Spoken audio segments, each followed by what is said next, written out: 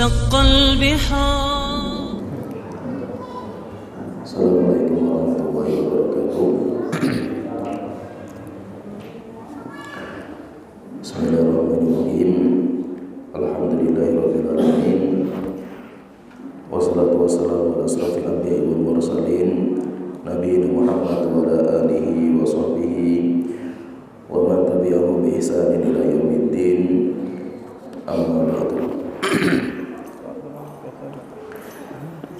Kita melanjutkan kembali pembahasan fikih kitab dari kitab Matan Abi Syuja atau Ghayah wa Taqrib. Dan pembahasan kita masih berkaitan dengan rukun-rukun wudu.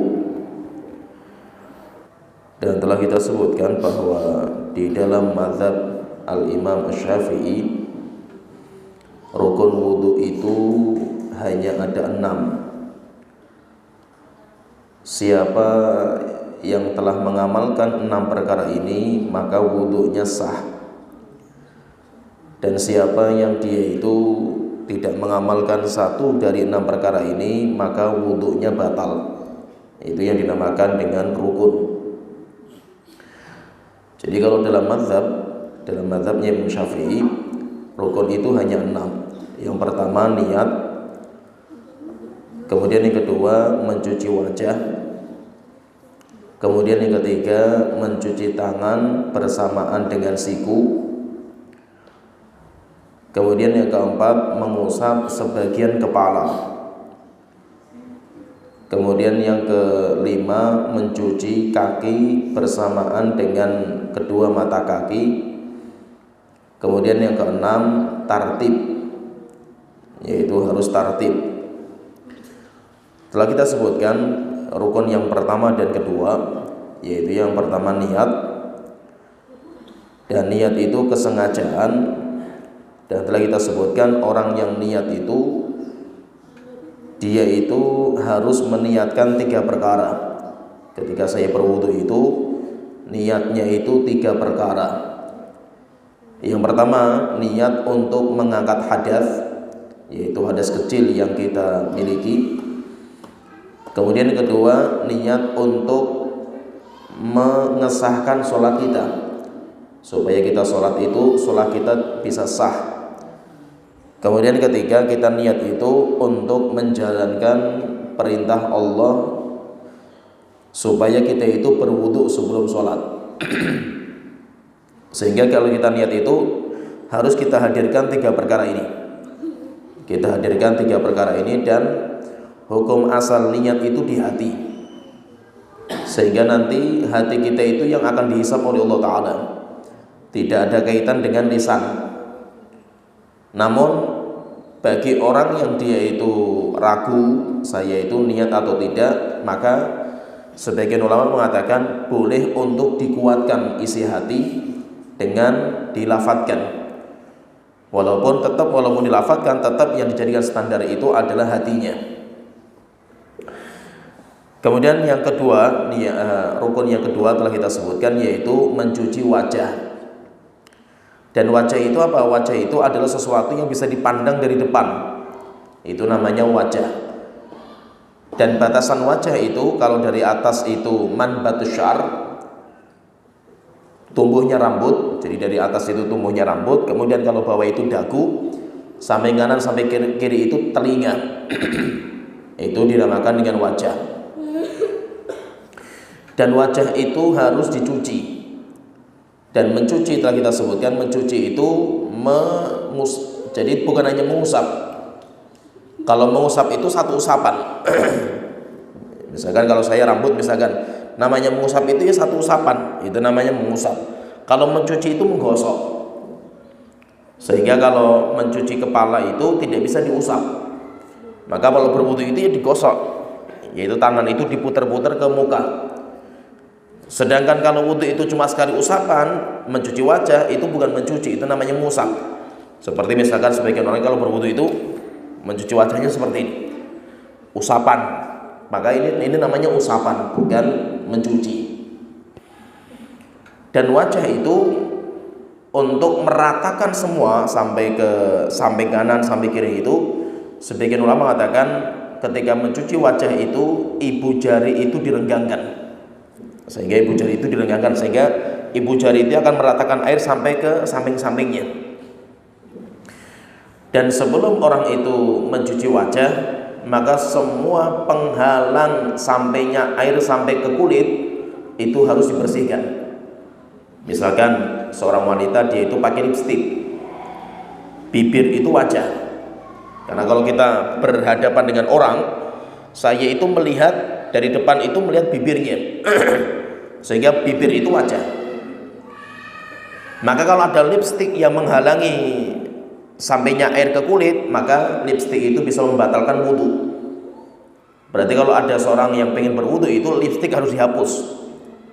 Kalau memang lipstiknya itu tipenya menghalangi air. Kemudian juga bedak. Jika memang bedaknya itu bisa menghalangi air, maka batal wudhunya. Karena wudhu itu harus air itu sampai ke kulit. Kalau tidak sampai ke kulit karena ada penghalang, maka batal. Kemudian kalau di muka itu ada rambut, bagaimana kalau di muka kita itu ada rambut? Maka rambut itu nanti ada dua. Ada rambut yang namanya kafif, tebal, ada rambut yang khafif, yang ringan. Kalau yang rambut yang tebal itu rambut yang menghalangi kulit, sehingga kulitnya itu nggak kelihatan.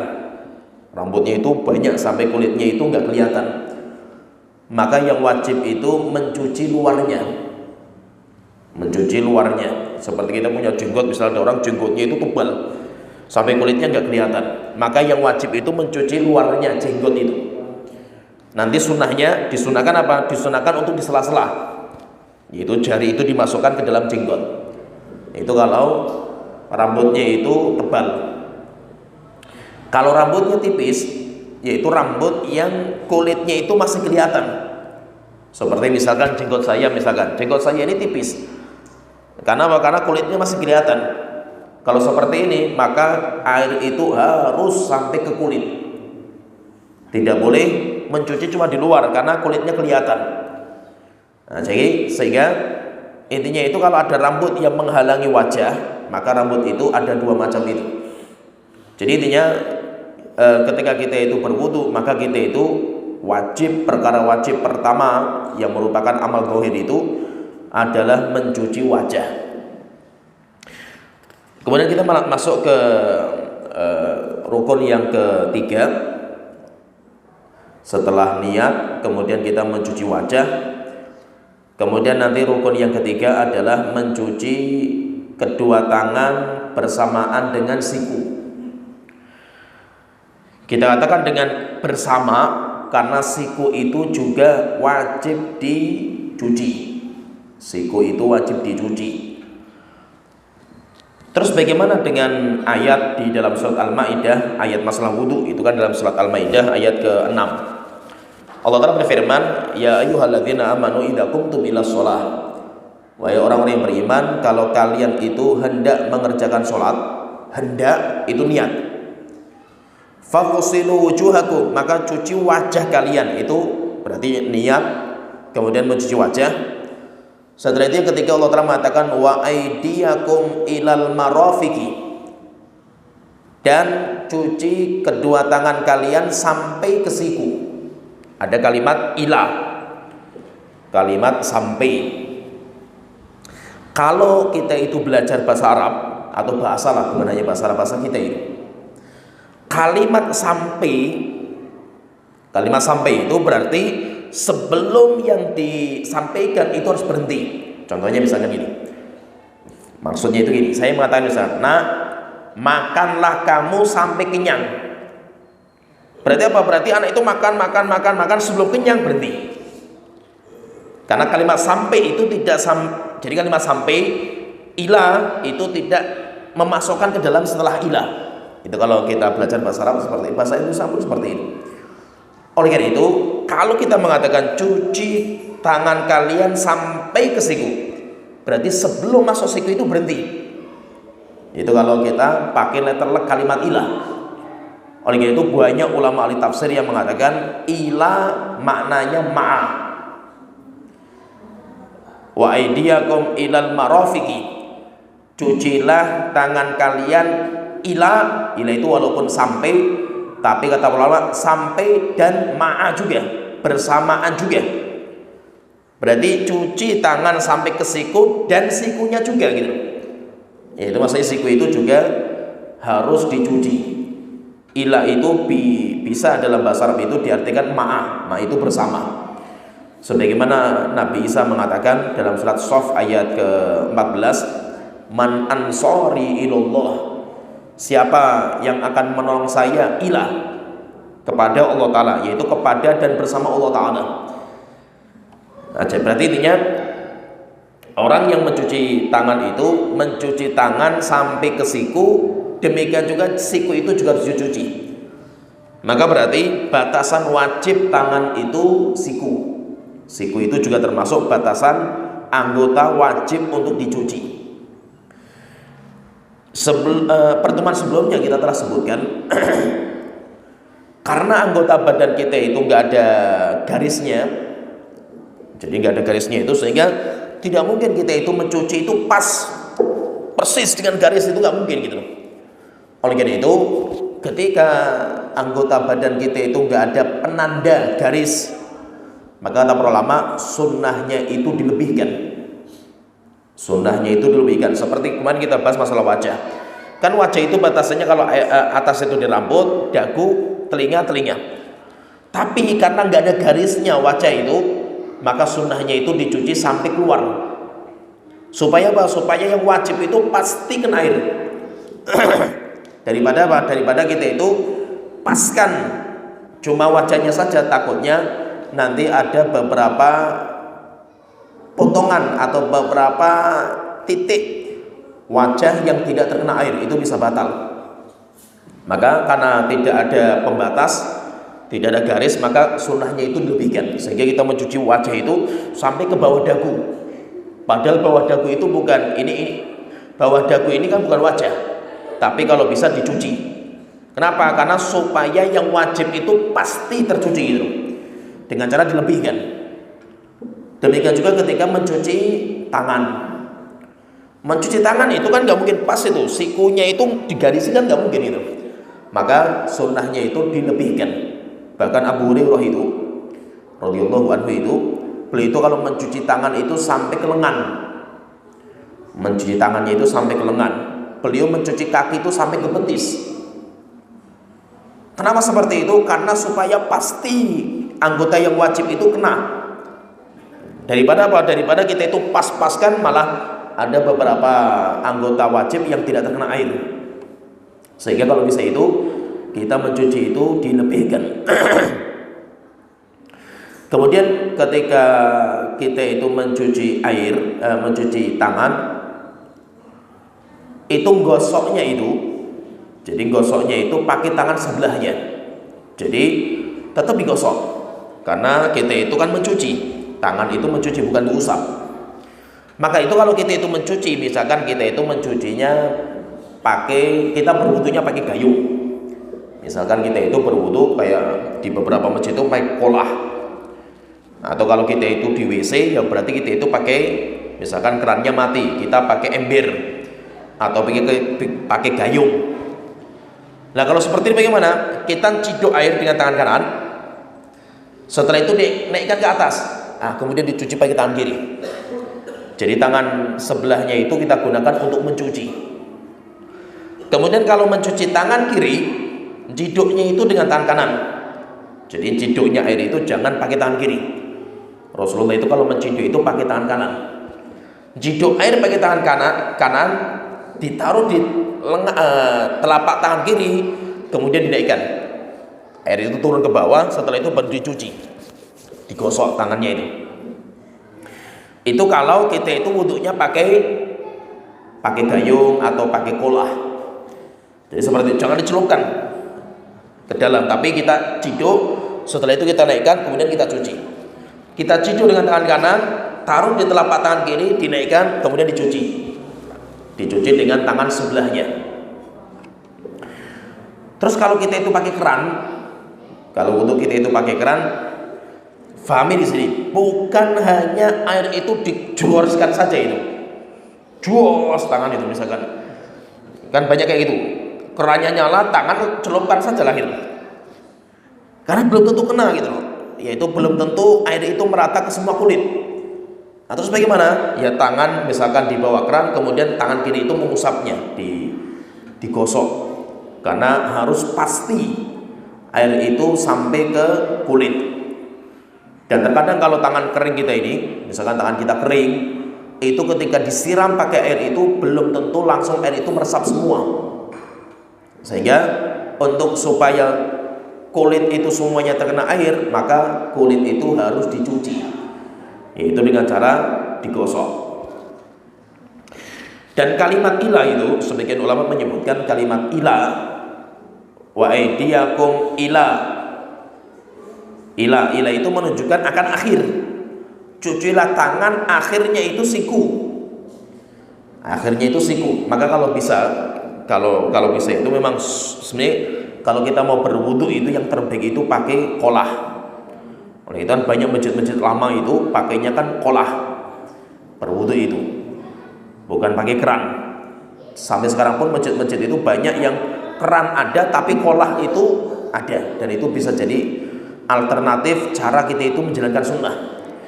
Karena kalimat sampai ke siku berarti siku itu terakhir. Sunnahnya itu seperti itu. Jadi siku itu terakhir. Kalau kita wudhunya pakai keran, biasanya itu yang pertama kali kena air itu sikunya. Karena kan keran tangan kita kan seperti ini. Ya kan? Kemudian air keran itu kan terkena siku kita, baru ke bawah ke jari. Padahal sunnahnya itu siku itu terakhir. Berarti kalau berwudu itu dari jari dulu ke bawah sampai ke siku. Dan itu paling mudah itu pakai gayung atau pakai kolah. Kita ciduk air, airnya dinaikkan, otomatis mengalir ke bawah. Ke bawah itu masih ke siku. Di situ baru nanti dicuci. Jadi sunnahnya seperti itu, sunnahnya. Tapi kalau memang tidak bisa seperti itu ya nggak apa-apa. Yang penting apa? Yang penting semua anggota wajib, kulit tangan itu wajib terkena air. Dan ketika tangan itu ada penghalang, seperti misalkan kuku, ini fahami juga, ini penting disebutkan oleh para ulama. Saya sebutkan ucapan para ulama di kitab ini, di Kifayatul Akhyar saya sebutkan. Saya bacakan karena penting sekali itu. Wa yajibu isalul ma'i ila jami'i sya'ri wal bashar. Wajib menyampaikan air ke semua kulit dan rambut. Kita kan ada rambut di sini. Rambut juga harus basah. Demikian juga kulit itu harus basah. Hatta law kana tahta adfarihi wasakhun, sampai di bawah kuku. Jadi air itu harus sampai ke kuku. Bawah kuku itu juga harus kena air. Maka jika di bawah kuku atau di kuku itu dalamnya itu ada kotoran yang menghalangi sampainya air, yamna'u wusulal ma', sampai menghalangi sampainya air itu ke kulit di bawah kuku, walaupun kan kecil sekali itu, menghalangi, maka belum mengatakan lam yasihha wudu'uhu, wudu'nya tidak sah, wudu'nya tidak sah, wa sholatuhu batilatun, kalau dia nanti sholat dengan itu maka sholatnya batal. Sehingga fahami di sini. Jadi para ulama itu mengatakan bahwa air itu harus sampai ke semua kulit dan semua rambut, sehingga semua rambut harus basah dengan air dan semua kulitnya, kulit yang wajib yaitu tangan, semua sampai ke sini.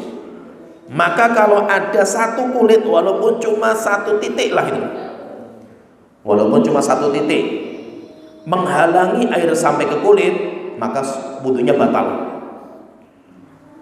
Dan bahaya itu kalau wudu kita batal, maka sholat kita batal.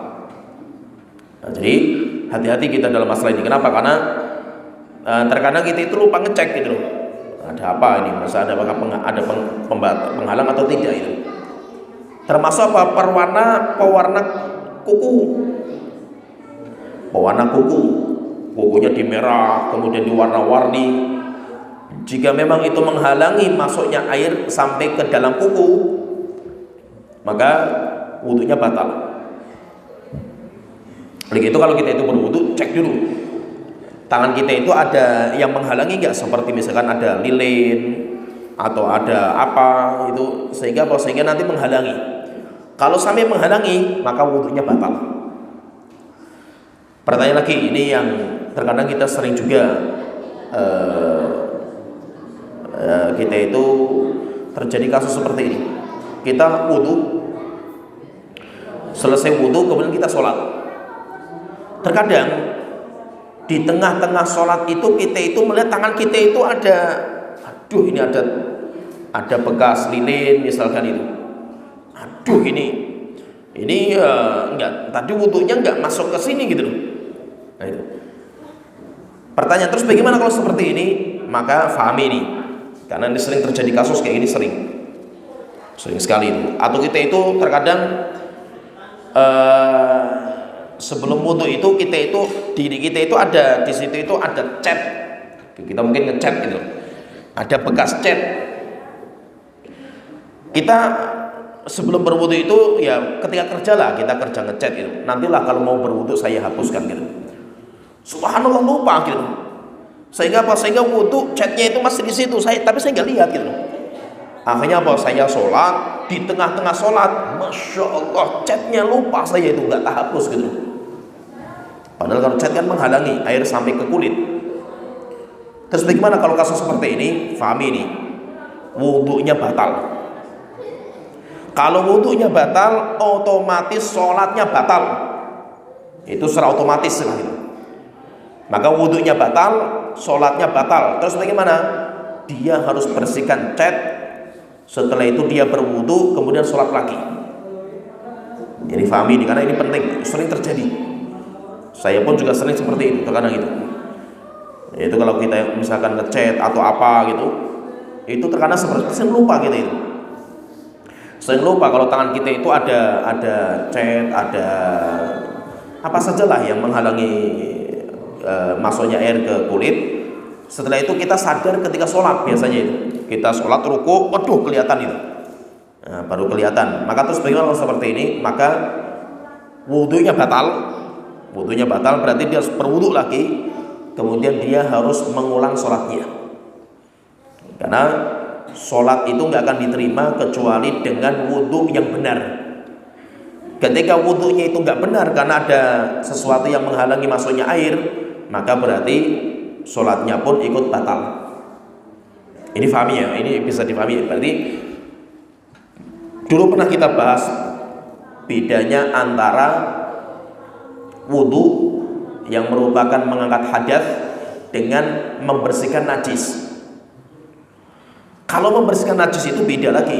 Misalkan gini, kita sholat, Allahu Akbar. Ketika sholat berjalan waktu, tiba-tiba misalkan kita itu ingat bahwa di baju kita itu ada najis. Kalau najis itu disingkirkan gitu, boleh dihilangkan gitu, tapi tidak membatalkan wudu, sehingga kita tetap jalan sholat gitu. Misalkan peci kita itu baru sadar ini peci najis, ya udah peci kita dilepas gitu, tapi sholat kita masih kita lanjutkan. Beda dengan kita itu mengangkat hadas, masalah berwudu. Kalau wudunya nggak sah, otomatis sholatnya nggak sah, batal semua. Sehingga masalah wudu itu nggak main-main dalam agama kita. Maka ulama-ulama fikih itu pembahasan masalah air, masalah wudu itu panjang sekali. Kenapa? Karena memang ini nggak main-main, berkaitan dengan sah sholat kita atau tidak gitu. Sehingga harus hati-hati dalam masalah ini. Intinya di sini disebutkan bahwa air itu wajib sampai ke semua rambut dan kulit. Maka kalau ada yang menghalangi, walaupun yang menghalangi itu kotoran di bawah kuku, yaitu yang ada di kuku, maka itu pun selama itu menghalangi masuknya air ke kulit, maka wudhunya batal dan secara otomatis sholatnya juga batal. Kita masuk rukun yang keempat, wa mashur ra'si, dan mengusap sebagian kepala. Itu kalau dalam mazhab itu yang wajib diusap itu sebagian, enggak semua. Walaupun sunnahnya itu nanti kita sebutkan kalau kita bahas masalah sunnah. Sunnahnya itu ketika berwudu itu mengusap semua kepala dari depan sampai belakang, kemudian tarik lagi sampai ke depan. Itu namanya sunnah. Tapi yang kita bahas di sini kan rukun. Rukun itu batasan minimal, yang tidak mengamalkan itu batal gitu. Nah, batasan minimal itu apa? Batasan minimal itu sebagian kepala. Kenapa? Karena Allah Ta'ala berfirman dalam surat Al-Maidah tadi yang berkaitan masalah wudu. Allah Ta'ala berfirman, wamsahu biru'usikum, dan usaplah dengan kepala kalian. Ada kalimat bi. Namanya mengusap itu boleh saya itu mengatakan saya sudah mengusap ini walaupun cuma sebagian. Contohnya misalkan saya megang tembok sedikit lah, namanya saya pegangan tangan kan sedikit. Kemudian saya mengatakan saya sudah mengusap tembok, padahal yang saya usap cuma satu tangan saja gitu. Tembok semuanya nggak tahu usap semua kan itu. Tapi secara bahasa itu bisa kalimat mengusap, menyentuh, walaupun nggak semua gitu. Ya, tapi saya itu sudah bisa mengatakan saya sudah menyentuh kamu, padahal yang disentuh cuma kulitnya gitu, sedikit kan gitu. Tapi boleh saya mengatakan saya menyentuh kamu gitu. Demikian juga kalau saya mengatakan masahtu bil jidar, saya sudah mengusap tembok itu, walaupun cuma sedikit yang saya usap, itu sudah bisa diartikan atau digunakan kalimat mengusap. Oleh karena itu berarti menunjukkan bahwa kewajiban mengusap kepala itu cuma sebagian, atau rambut lah, itu cuma sebagian. Dalilnya apa? Dalilnya Rasulullah SAW itu ketika berwudu, dari hadis Mughirah dikeluarkan Imam Bukhari, Al-Mughirah bin Syu'bah beliau mengatakan anna Nabiya sallallahu alaihi wasallam tawaddo'a wa masaha binasiyatihi. Rasul itu berwudu dalam kondisi kepala beliau itu ada sorban. Beliau itu pakai sorban, dan sorbannya orang Arab dulu itu kayak sorban yang dipakai oleh orang-orang Yaman. Itu sorbannya. Jadi sorbannya mau diikat. Orang Yaman kan kayak gitu, makanya kan diikat. Bukan kayak sorbannya orang Saudi. Kalau orang Saudi itu kan itu sorban ya orang-orang milenial lah, sorban yang lurus. Kalau orang Saudi kan sorbannya kan lurus biasanya, rapi, lurus ke bawah. Tapi kalau orang Yamannya itu, orang Yaman jarang yang pakai sorban lurus, pakainya itu udeng-udeng. Istilahnya kayak udeng-udeng lah itu. Yaitu diikat, sorban itu diikat di kepala. Lah Rasul itu ketika berwudu, kepalanya itu diikat dengan sorban. Maka kata Mughirah bin Syu'bah beliau mengatakan, "Ana Nabi sallallahu alaihi wasallam tawaddo'a." Rasulullah sallallahu alaihi wasallam itu berwudu wa masaha binasiyatihi. Yang dikerjakan sama Rasulullah, fahami ini. Maka mazhab Syafi'i itu enggak main-main itu. Mereka punya hujah juga itu. Kuat hujahnya itu. Mughirah mengatakan Rasul ketika berwudu sorbannya enggak dilepas. Sehingga beliau mencuci wajah, tangan. Ketika mengusap kepala, maka beliau itu mengusap nasiyah. Nasiyah itu kayak jambul, rambut yang jambul depan ini. Itu namanya nasiyah. Rasul itu mengusap nasiyahnya wa ala imamatihi. Setelah itu baru diratakan ke sorbannya. Tapi diusap jambul rambutnya dulu. Demikian juga Rasul itu wa ala khuffain, mengusap khuf, nanti kita sebutkan ini masalah lain. Oleh itu berarti apa? Kata ulama mazhab Syafi'iyah itu, jika seandainya mencuci semua kepala itu wajib atau rukun, maka pasti Rasulullah akan melepas sorban. Apa susahnya melepas sorban kan itu? Tapi ketika Rasulullah pakai sorban, wudunya sorbannya nggak dilepas, dibuka sedikit, jambulnya yang dikenakan air, sisanya dirapikan kepada sorbannya, menunjukkan bahwa kewajiban itu cuma segini saja. Kewajiban itu cuma segini, yang lain itu hukumnya tambahan. Nah itu kita katakan apa? Mengusap semua kepala itu hukumnya sunnah. Yang wajib itu sebagian kepala. Dan itu fahami ibu-ibu, fahami ini. Ini solusi bagi ibu-ibu yang berwudu di tempat umum. Yaitu tempat wudunya itu campur laki-laki perempuan terbuka. Dia nggak mungkin kan melepas jilbab misalkan itu di tengah jalan, misalkan ketika safar. Terus bagaimana ketika berwudu itu dia pakai wanita itu dia berwudu pakai jilbab gitu. Maka apa? Tetap cuci wajah, tangan. Ketika mau mengusap kepala itu jambulnya diusap, kemudian diratakan ke jilbabnya. Itu solusi sebagaimana Rasulullah SAW itu kerjakan. Maka berarti kita katakan di sini berarti yang wajib itu adalah mengusap sebagian. Pertanyaan, sebagian itu standarnya apa? Sebagian itu. Maka sebagian itu standarnya itu nggak ada standarnya itu. Kalau dalam sebagian ucapan ulama itu minimal 3 helai rambut. Maka misalkan mau ngusap yang sini di jambul depan, atau ngusap yang sini, atau ngusap yang di belakang, boleh. Karena apa? Yang penting sebagian dari rambut kepala itu sudah sah. Misalkan gini, ada orang dia pakainya necis, rambutnya sudah disemir, disisir rapi, kan? Setelah itu dia itu mau berwudu, karena dia itu tidak mau mengurus airnya itu, semirnya itu, sisiran rambutnya itu, dia belakang saja itu, diusap belakangnya itu. Boleh nggak? Boleh, selama itu kepala gitu. Selama itu rambut yang ada di kepala, maka hukumnya kenapa? Karena tidak harus semua dan tidak harus yang jambul depannya itu, yang penting sebagian kepala.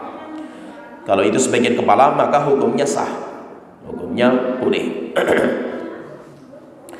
Kemudian yang perlu difahami juga di sini, kalau kita membaca ayatnya dalam Al-Quran itu standarnya itu kepala, bukan rambut. Sebagaimana Allah Ta'ala berfirman, wamsahu biru'usikum, usaplah kepala kalian. Berarti apa? Berarti yang diusap itu kepala. Itu maksudnya apa? Bagaimana dengan orang yang nggak punya rambut, gundul atau bodak-bodaknya itu sampai melontos, nggak ada rambutnya itu, diusap nggak rambutnya itu? Nggak ada rambut gitu. Maka kita katakan tetap diusap. Kenapa? Yang diusap itu bukan rambutnya, yang diusap itu kepalanya. Jadi standar itu apa? Standarnya itu kepalanya itu. Standarnya itu kepalanya. Maka kepalanya yang diusap. Atau misalkan ini, contohnya misalkan ini, ada seorang wanita yang rambutnya panjang sekali itu, 1 meter misalkan rambutnya itu. Terus ngusapnya kayak apa itu? Bukan semua rambut diusap, bukan itu. Diusap itu kepala. Jadi kalau di kepala itu ada rambut, ya itu yang diusap. Standarnya kepala. Ya, paham ya, bisa dipahami ya. Jadi misalkan gini, ada orang rambutnya panjang. Apakah semua rambutnya itu harus kena air? Misalkan ini panjang, misalkan rambut sampai segini, misalkan perempuan rambut sampai segini. Apakah ngusapnya itu sampai ke bawah kayak gini? Tidak. Kenapa? Karena itu di luar kepala rambutnya itu, yang panjang itu di luar kepala. Jadi ngusapnya apa? Ngusapnya cuma kepala sini gitu. Sedangkan yang panjangnya itu sudah bukan kepala. Gimana paham ya kabar ya? Jadi pahami ini, termasuk ibu-ibu, karena penting bagi ibu-ibu itu sering ditanyakan masalah ini. Yaitu dia rambutnya panjang, terus bagaimana cara mengusapnya? Yang diusap itu kepala, bukan rambutnya. Nah, kalau seandainya misalkan gini, ada seorang wanita, dia punya rambut panjang itu, dia pengen mengusap rambut yang di sini saja, rambut yang di sini diusap pakai air misalkan, boleh nggak? Nggak boleh, karena itu bukan kepala. Kepala itu yang sini. Berarti kalau kita mau mengusap kepala sini, yaitu rambut yang ada di sini saja, rambut yang ada di sini, yang di luar sini karena panjangnya rambut, maka itu sudah bukan kepala. Jadi standarnya itu apa? Standarnya itu mengusap kepala.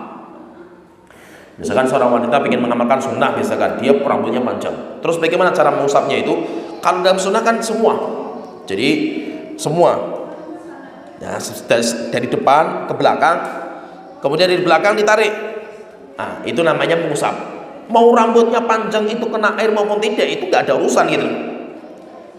Kenapa? Karena yang diperintahkan itu adalah mengusap kepala. Itu yang diperintahkan. Maka selama kepala itu sudah diusap, ada rambutnya maupun tidak, rambutnya panjang maupun tidak, yang penting kepala. Yang penting kepala, maka wudunya sah. Dan mengusap kepala ini, itu kalau disebutkan oleh para ulama itu tidak harus pakai tangan. Bisa pakai tangan atau bisa pakai yang lainnya. Misalkan pakai kain atau pakai yang lainnya. Yang penting apa? Namanya mengusap. Mengusap itu simple gitu. Yang penting air itu sampai ke situ gitu. Beda dengan mencuci. Kalau mencuci harus pakai tangan gitu. Maka sebagian ulama mengatakan la tata'ayyanu al-yadu lil mashi. Tidak diwajibkan untuk mengusap itu harus pakai tangan langsung. Bal yajuzu bi khosyabatin, boleh dengan kayu, au kharqatin atau dengan kain atau yang lainnya. Wa yujzi'uhu mashu ghairihi lahu. Ini penting juga. Dan boleh mengusap itu dengan tangan sendiri atau tangannya orang lain. Contohnya misalkan gini, ada orang sakit dia itu, untuk dia berbaring di rumah sakit, dia itu untuk mengusap kepalanya tangannya susah gitu, maka boleh diusapkan sama orang lain, diusapkan sama tangannya orang lain, tidak harus pakai tangan dia sendiri langsung gitu, bisa. Maka sah, yaitu cukup pakai tangannya orang lain saja boleh. Kemudian setelah itu beliau mengatakan wal mar'atu karrajuli fil mashi, laki-laki perempuan sama. Mau perempuan rambutnya panjang, laki-laki rambutnya pendek, sama, nggak ada bedanya. Karena standar kita itu adalah kepala. Standarnya kepala, bukan rambut. Maka sering keliru di sini itu ketika orang mengatakan dan usaplah rambut kalian. Kita katakan bukan rambut, kepala gitu. Bukan rambut tapi kepala, karena ayatnya itu menyebutkan ru'us. Wamsa'u bi ru'usikum, ru'us itu kepala, bukan rambut. Jika memang di kepala itu ada rambut, ya rambutnya. Tapi kalau di kepalanya itu gak ada rambutnya, ya tetap diusap. Tetap diusap. Kenapa? Karena standarnya itu yang diusap itu adalah kepalanya. Kemudian dibahas juga misalkan, terus bagaimana dengan orang yang rambutnya itu botak setengah? Misalkan ini botaknya itu setengah, belakang ada rambut, tapi depannya itu gak ada, di sininya gak ada, tapi di belakang itu ada. Terus yang diusap itu rambutnya di belakang atau gimana ya? Misalkan kalau pengen tadi mengamalkan Rasulullah itu mengusap jambulnya itu, jambulnya nggak ada karena dia itu botak itu, rambutnya di belakang saja itu. Maka boleh dia itu mengusap depannya, walaupun nggak ada rambutnya. Ya, itu misalkan ini yang botak kemudian diusap sininya nggak apa-apa, walaupun nggak ada rambutnya. Kenapa? Karena standarnya itu adalah kepala, bukan rambut. Dan nanti akan disebutkan juga nanti oleh penulis juga, nanti terjadi khilaf di antara para ulama, telinga itu termasuk kepala atau bukan? Telinga itu termasuk kepala atau bukan? Kalau itu termasuk kepala, ya berarti mencucinya bareng. Tapi kalau itu bukan telinga itu nggak masuk kepala, berarti mencucinya dipisahkan. Mencucinya dipisahkan. Dan nanti akan kita sebutkan kalau dalam mazhab sunnahnya itu telinga itu pakai air baru, itu sunnahnya. Jadi bukan pakai air dari rambut. Walaupun Rasulullah prakteknya itu seperti itu. Air rambut itu langsung digunakan untuk telinga. Tapi nanti akan kita sebutkan ketika kita bahas masalah sunnah dengan air baru untuk mencuci telinga, itu nanti akan kita sebutkan. Mazhab Syafi'i punya dalil, walaupun sebagian ulama melemahkan dalil itu. Jadi intinya rukun yang keempat itu adalah mengusap kepala. Kemudian kita masuk di rukun yang kelima, wa ghuslur rijlaini ma'al ka'baini, mencuci kaki bersamaan dengan mata kaki. Allah Ta'ala berfirman dalam surat Al-Maidah ayat yang berkaitan masalah wudu, wa arjulakum ilal ka'baini, dan kaki kalian sampai ke siku, yaitu sampai siku, dan siku juga masuk sampai ke mata kaki. Ka'bain itu mata kaki. Jadi kalau kita baca Al-Quran itu nanti ada dua bacaan. Dalam Al-Quran itu ada dua bacaan. Yang pertama, bacaannya itu difathahkan lamnya. Itu yang terkenal di Al-Quran kita. Kalau di Al-Quran kita itu bacanya wa arjula, la itu fathah, wa arjulakum ilal ka'bain. Kalau wa arjula pakainya itu fathah, kalau kita belajar bahasa Arab ya, kita belajar bahasa Arab itu, maka itu kembali kepada cucian. Berarti kaki itu dicuci. Kaki itu dicuci. Tapi ada bacaan yang lain, bacaan Al-Quran yang lain, dan itu juga benar. Bacaannya itu lamnya itu dikasrohkan. Wa arjulikum, wa arjuli, bukan wa arjula. Wa arjuli. Kalau wa arjuli kembalinya kepada kepala. Kalau kepala diusap, ya berarti kaki itu diusap. Oleh itu fahami di sini, fahami Bapak dan Ibu, fahami. Masalah kaki itu nanti ada dua. Masalah kaki itu ada dua. Yang pertama dicuci, yang kedua diusap. Kapan itu dicuci? Dicuci ketika kita tidak memakai sepatu. Ketika kita tidak memakai sepatu, maka kaki dicuci. Tapi kalau kita itu pakai sepatu, pakai kaos kaki, kita sakit misalkan, atau kita nggak sakit gitu, kita lagi keluar jalan-jalan lah, camping misalkan, naik gunung, pakai sepatu, maka itu nggak usah dilepas kalau kita itu berwudu. Terus bagaimana caranya itu? Nanti sepatu itu diusap. Berarti apa? Berarti kaki itu bisa diusap. Bisa diusap ketika kita itu memakai sepatu. Maka itu tentang masalah kaki itu bacaannya dua, wa arjulakum wa arjulikum. Wa arjula itu untuk cucian, wa arjuli itu untuk usapan. Usapan kapan? Ketika kita itu pakai sepatu. Nanti akan kita bahas juga di fikih ada. Kalau cuci ketika kaki kita itu terbuka, ketika kaki kita itu tidak pakai sepatu sehingga kaki kita terbuka, maka wajib dicuci. Tapi ketika kaki kita tertutup dengan kaos kaki atau dengan sepatu, maka boleh diusap. Maka itu semuanya bisa diamalkan antara mencuci dan mengusap. Dan yang dimaksud dengan ka'bain, ini paham ini, ka'bain itu ada dua. Setiap kaki itu punya dua ka'b. Ka'b itu apa? Mata kaki. Mata kaki kan ada dua, kanan kiri kan itu. Itu sepakat para ulama bahwa yang dimaksud dengan ka'bain itu kalau kita lihat kaki ya, paham lah insya Allah kita semuanya itu ada dua tulang kanan kiri setiap kaki itu yang dinamakan dengan ka'bain. Itu sepakat ulama itu. Tapi ada penafsiran yang lain dari orang-orang Syiah, dan itu kata Imam Nawawi disebutkan menyimpang. Yang dimaksud dengan ka'bain itu tulang yang nonjol di atas. Itu tulang yang nonjol di atas. Nah, berarti tulang ini, tulang yang nonjol itu yang ini. Itu kalau versinya orang Syiah. Maka orang Syiah itu kalau dia wudu, orang Syiah itu tidak mencuci kaki, diusap. Hatta walaupun kakinya terbuka. Kalau kita kan enggak. Kalau kita tadi sebutkan, kalau kakinya terbuka wajib dicuci sampai mata kaki, dua-duanya. Tapi kalau kita itu tertutup dengan kaos kaki atau pakai sepatu, diusap di atasnya. Tapi kalau kita sebutkan dengan ka'bain, sepakat ulama yang dinamakan dengan ka'bain itu, mata kaki itu adalah tulang yang nonjol di kanan dan kiri kaki kita. Itu namanya ka'bain. Oleh itu kata Imam Nawawi dalam Sahih Muslim, saya sebutkan sama beliau, ittafaqal ulama sepakat, enggak ada khilaf, ala annal murad bil ka'baini al admani an-nati'ani baina saqi wal qadam. Yaitu apa? Dua tulang. Ka'bain itu apa? Dua tulang yang nonjol gitu. Antara betis dan bawah tungkak. Itu ada tulang nonjol itu. Itu namanya ka'bain. Wa fi kulli rijlin ka'ban. Setiap kaki itu punya dua ka'b. Dua mata. Setiap kaki itu punya dua mata. Setelah itu beliau mengatakan wasyadzat ar-rafidhatu.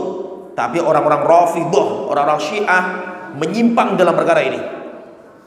Qabbahahumullahu taala, semoga Allah menghinakan mereka.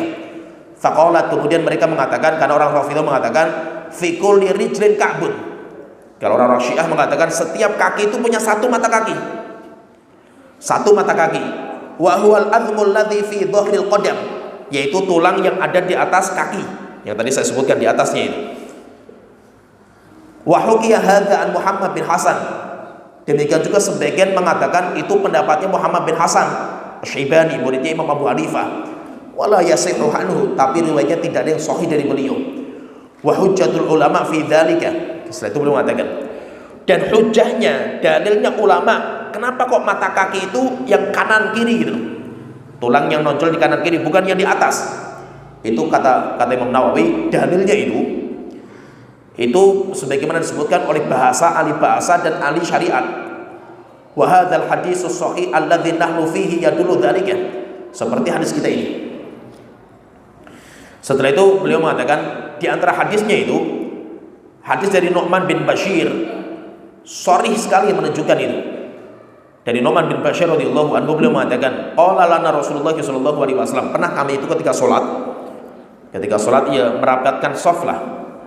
Rasulullah mengatakan, aqimu sufufakum, tegakkan, luruskan shaf-shaf kalian. Apa kata sahabat ini? Mengatakan, fara'aitu rajula minna yulsiqu min kabahu bi min kabi sahibihi. Saya melihat para sahabat itu merapikan, menempelkan lengan sama lengan temannya. Jadi ditempelkan lengannya itu. Setelah itu beliau mengatakan, wa min wa ka'bahu bi ka'bi. Dan saya melihat para sahabat itu menempelkan mata kaki dengan mata kaki. Nah, berarti menempelkan apa? Menempelkan mata kaki yang kanannya, yang sebelah sana itu, tempel dengan mata kaki sebelahnya itu, dengan orang sebelahnya itu. Berarti menunjukkan apa? Mata kaki itu tulang yang muncul di samping kanan dan samping kiri. Kenapa? Karena kalau yang muncul di atas nggak bisa ditempelkan dengan orang lain ketika sholat gitu. Kalau gitu yang dimaksud dengan tulang dengan ka'bain, wa arjulakum ilal ka'bain. Ka'bain itu mata kaki. Dan mata kaki itu apa? Tulang yang nonjol di samping kanan, samping kiri kaki. Dan setiap kaki itu memiliki 2 mata kaki. Dan itu harus dicuci. Dan namanya mencuci itu, tadi setelah kita sering ingatkan, mencuci itu dengan digosok. Maka tidak bisa kaki itu cuma disiram. Kita berwudu, ambil cicuk, siram jeros gitu, nggak bisa. Kenapa? Karena seringnya itu ada beberapa kulit yang nggak kena air gitu. Ini yang paling sering itu nanti di belakang mata kaki itu sering nggak kena air. Itu pernah Rasul itu melihat ada seorang sahabat berwudu karena ingin cepat-cepat mengejar jamaah sholat, akhirnya kakinya itu disiram. Ketika Rasul itu melihat di belakangnya itu ada kulit yang nggak kena air itu, maka Rasulullah mengatakan, wailul lil aqabi minan nar, celaka tumit-tumit yang akan dibakar di neraka jahanam. Yaitu apa? Tumit-tumit yang nggak kena air gitu. Berarti apa? Berarti menunjukkan apa? Hati-hati dalam mencuci kaki itu, hati-hati karena sering sekali nggak kena air gitu. Kenapa nggak kena air? Karena kita itu sekedar cuma menyiram saja itu, sehingga apa? Kaki itu dicuci. Termasuk nanti kotoran-kotoran yang menempel di kaki itu harus kita bersihkan supaya tidak menghalangi masuknya air sampai ke kulit. Misalkan kaki kita itu nginjak apalah, nempel di bawah itu, nginjak nasi misalkan ya, kaki kita nginjak nasi nempel sampai kering gitu. Nah kita ketika jalan nggak sadar itu, ketika kita wudu siram pak jries kan gitu. Ketika kita siram, kita sholat, itu nasinya masih nempel itu. Nah kalau nasinya masih nempel, ya berarti kan kulit yang ditempeli nasi itu nggak kena air itu. Nah berarti kalau seperti itu apa? Batal. Kalau seperti itu sholatnya batal, karena ada satu atau titik, walaupun titiknya itu kecil, titik kecil yang nggak kena air, padahal itu anggota wajib yang harus dicuci, maka berarti batal. Oleh itu harus hati-hati kita itu dalam berwudu, karena itu rukun. Kalau sudah menyangkut masalah rukun itu bisa membatalkan wudu kita. Sehingga intinya rukun itu yang kelima itu mencuci kedua kaki sampai ke mata kaki. Nanti insya Allah kalau kita bahas masalah mengusap sepatu, nanti ada sendiri pembahasannya. Kalau kita lagi sakit, kita demam, atau kita lagi safar, kita naik gunung, kita pakai kaos kaki, pakai sepatu, itu nanti ada keringanan. untuk tidak melepas, sehingga kita berwudu dalam kondisi kita masih pakai kaos kaki. Tidak usah dicuci, dengan cara diusap di atasnya saja. Itu nanti ada pembahasan sendiri. Kemudian kita masuk di pembahasan yang terakhir, rukun yang terakhir, wa tartibu ala ma dzakarna. Dan orang yang berwudu itu harus tertib. Tertibnya itu mencuci wajah dulu, mencuci tangan, mengusap kepala, mencuci kaki, itu harus tertib. Kalau tidak tertib, maka wudunya batal. Wudunya batal. Kenapa? Kalau ditanya misalkan, lah kenapa kok mazhab Syafi'i itu mengatakan tertib itu rukun? Maka kata Imam Syafi'i mengatakan karena Allah itu memasukkan usapan di tengah-tengah cucian. Karena Allah Ta'ala mengatakan faghsilu wujuhakum, cuci wajah, wa aydiyakum, cuci tangan, wamsahu bi ru'usikum, usap kepala, wa arjulakum, cuci kaki. Nah di sini jadi masalah di sini itu, kenapa kok mengusap itu ditaruh di tengah-tengah gitu? Antara cucian dan cucian gitu. Menunjukkan apa? Tartibnya itu harus seperti itu gitu. Kalau tartibnya itu nggak harus, dalam bahasa Arab itu pasti yang sama itu digabungkan, yang beda itu disendirikan gitu. Tapi ketika yang berbeda taruh di tengah-tengah, berarti menunjukkan harusnya. Nah, jadi harus dicuci, harus tartibnya harus seperti itu. Terus bagaimana kalau wudu itu nggak seperti itu tartib? Batal. Contohnya misalkan ini, saya selesai kerja keringat godus. Daripada saya wudu cuma cuci wajah, tangan, ini pas mending saya nyiram badan semua gitu. Makanya apa? Langsung masuk belum renang misalnya. Setelah saya keluar, niatnya saya berwudu itu. Sah nggak? Batal. Kenapa? Karena tidak ada tartib. Walaupun apa? Walaupun badannya kena air semua itu. Tapi apa? Tapi tidak ada tartib. Sehingga apa? Batal. Walaupun kita pakai shower atau nyiram semua badan, itu bukan dinamakan wudu. Wudu itu harus tartib. Kalau nggak ada tartib, maka wudunya batal. Ya seperti sini pembahasan kita. Alhamdulillah kita sudah menyelesaikan secara ringkas rukun-rukun dalam berwudu. Nanti insya Allah pertemuan berikutnya kita akan masuk sunnah-sunnah dalam berwudu, dan sunnah itu tambahan. Kalaupun dikerjakan bagus, kalau nggak dikerjakan maka wudunya tetap sah. Nah ini apa saja nanti ada 10 macam. Ya seperti sini pembahasan kita, mudah-mudahan bisa bermanfaat. Wa akhiru da'wana alhamdulillahirabbil alamin. Assalamualaikum warahmatullahi wabarakatuh.